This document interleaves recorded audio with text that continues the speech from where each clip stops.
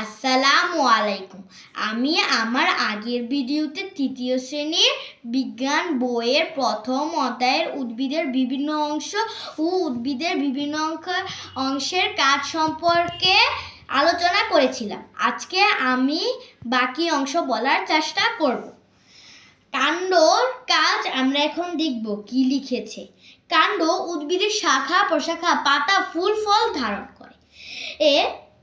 কাণ্ডের মধ্যে দিয়ে উদ্ভিদ তার দেহের বিভিন্ন অংশে কি করে? পানি, খনিজ লবণ ও খাদ্য পরিবাহিত করে। মূল বা শিকড় মাটি থেকে পানি পুষ্টি উপাদান শোষণ করে কোথায় পরিবাহিত করে? কাণ্ডের দিকে পরিবাহিত করে। মাটির সাথে উদ্ভিদকে আটকে রাখতে সাহায্য করে মূল। কাণ্ডের উপর ভিত্তি করে উদ্ভিদের শ্রেণীবিভাগ করা যায়। আমরা এখন এই শ্রেণীবিভাগগুলো শিখব। সব উদ্ভিদের কাণ্ড একরকম নয়। কাণ্ডের রং, গঠন ও আকারের মধ্যে ভিন্নতা রয়েছে। কাণ্ডের ধরনের উপর ভিত্তি করে আমরা তিন ধরনের শ্রেণীবিভাগ করতে পারি, যেমন বিরুৎ, গুল্ম, বৃক্ষ। বিরুৎ: কিছু উদ্ভিদের কাণ্ড নরম, চিকন ও সবুজ বর্ণের হয়। নরম ও সবুজ কাণ্ড বিশিষ্ট উদ্ভিদকে কি বলা হয়? বিরুৎ শ্রেণীর উদ্ভিদ।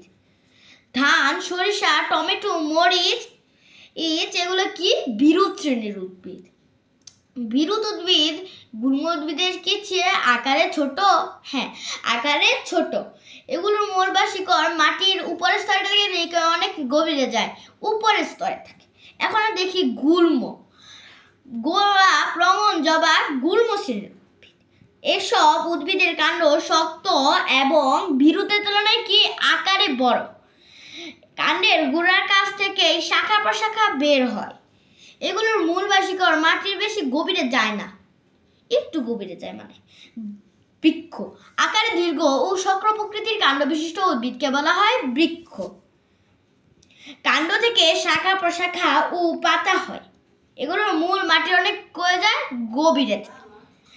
আম, কাঁঠাল, বেল ইত্যাদি বৃক্ষ শ্রেণীর উদ্ভিদ। এখন দেখি কি লিখেছে। ফুলের উপস্থিতির উপর ভিত্তি করে উদ্ভিদের শ্রেণীবিন্যাস। গোলাপ ও ফার্ন উভয় গাছেরই মূল, কাণ্ড ও পাতা রয়েছে, কিন্তু ফার্ন গাছের কি ফুল আছে? না, ফার্ন গাছের ফুল নেই। যেসব উদ্ভিদের ফুল হয় না সেগুলো কি বলে? সপুষ্পক উদ্ভিদ।